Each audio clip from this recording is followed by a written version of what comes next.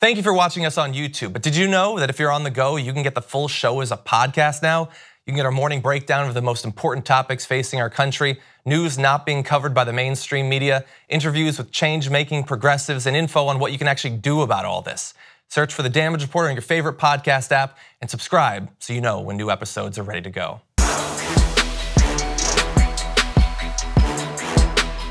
Not long ago, a data breach at Facebook exposed the personal data of tens of millions of users at the very least. And that's the sort of tech nightmare that has become so commonplace that, honestly, do you even remember that happening? So, look, considering that, is it time for some sort of internet bill of rights? And we are lucky enough to be joined on the Damage Report now by a Congressman, Khanna, who is proposing exactly that. Khanna, welcome to the show. Great to be back on. Great to have you back on. And I'm very excited about this most recent proposal of yours. I mean, you're fresh off of a great victory with the Stop Bezos Act, so I'm excited to see what you can accomplish next. You are proposing an internet bill of rights. What would that actually include? Well, I appreciate you're mentioning Senator Sanders and I effort on Stop Bezos. 350,000 workers got a raise up to $15 an hour.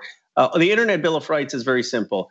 It was a year ago that we had the Equifax breach, almost 6 months ago that you had Cambridge Analytica, and yet Congress has done nothing to protect people online. The Internet Bill of Rights puts forward 10 basic principles of what Congress needs to do to protect people's data, to protect their identity, and to make sure that they have access to the internet and access to freedom of expression. I worked on it with Tim Berners-Lee, who was the founder of the World Wide Web, in addition to a lot of nonprofit groups and academics. And my hope is it will inform legislation in the Congress next session.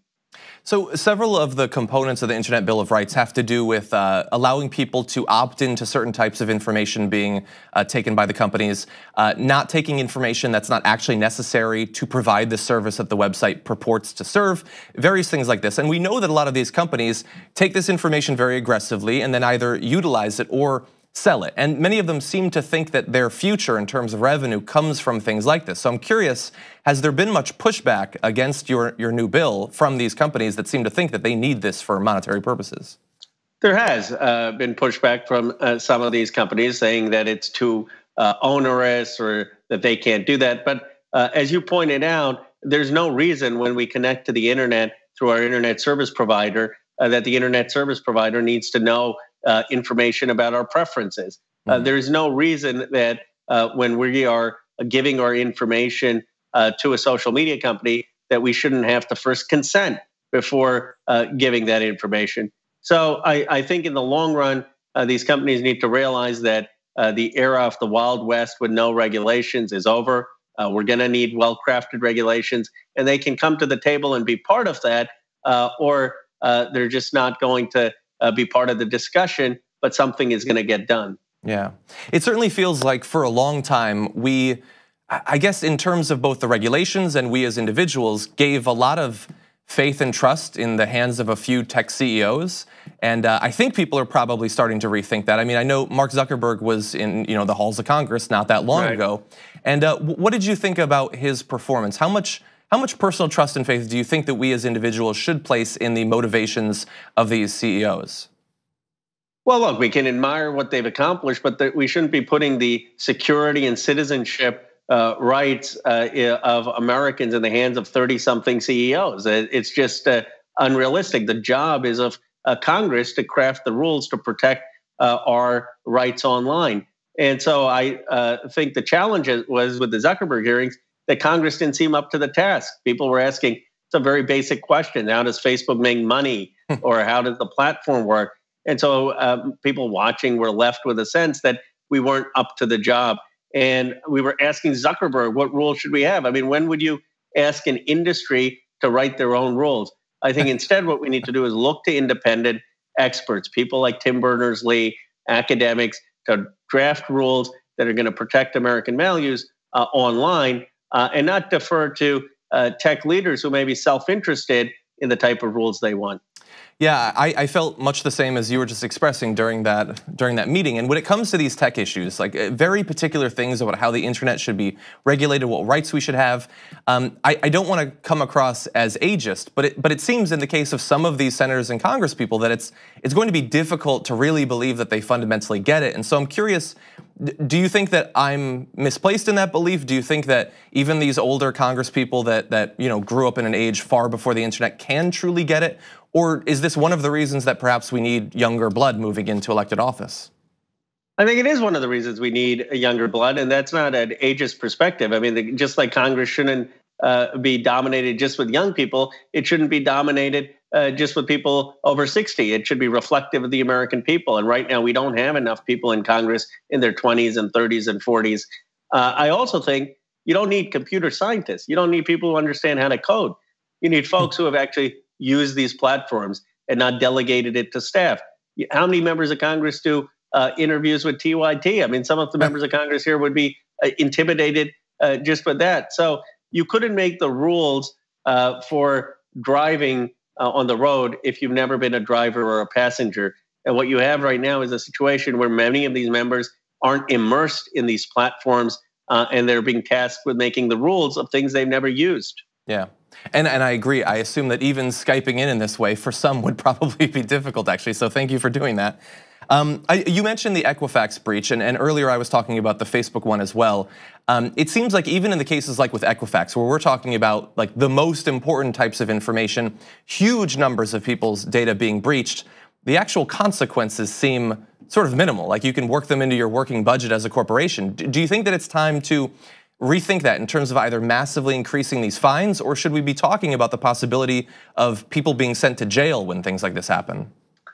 Well, I do think we need real penalties with teeth, and the have to empower the FTC to have fines that are more than a slap on the wrist.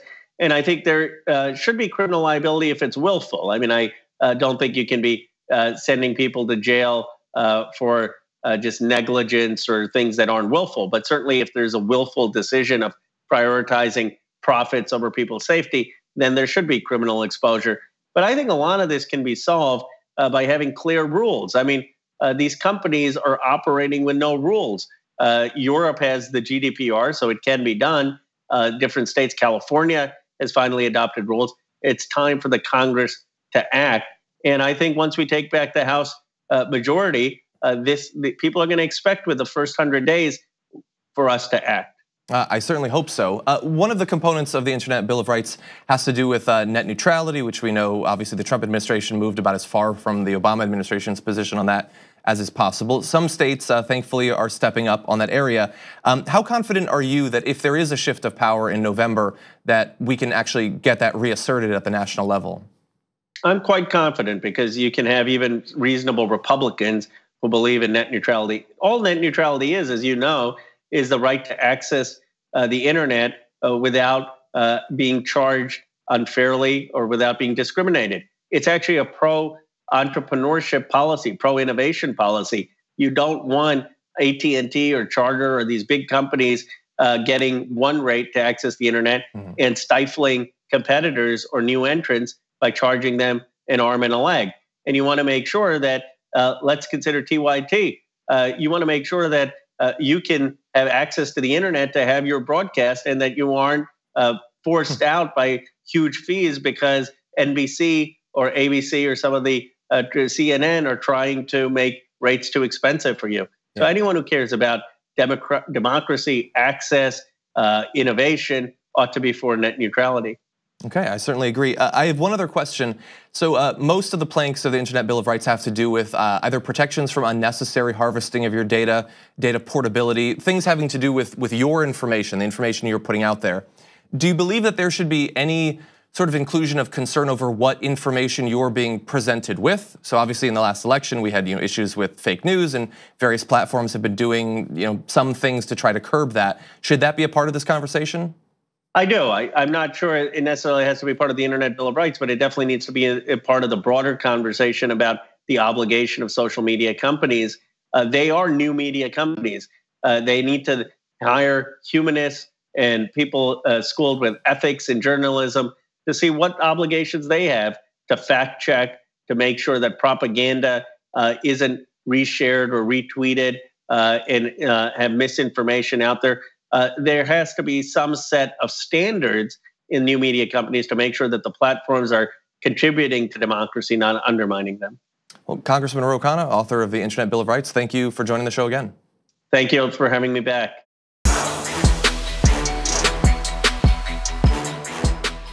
Thank you very much for watching this clip from the Damage Report. If you liked it, don't forget to subscribe to this channel and ring the bell on YouTube to get notifications of our new videos. And of course, you can catch the full Damage Report live every weekday at 1 p.m. Eastern, 10 a.m. Pacific on TYT Network on YouTube TV.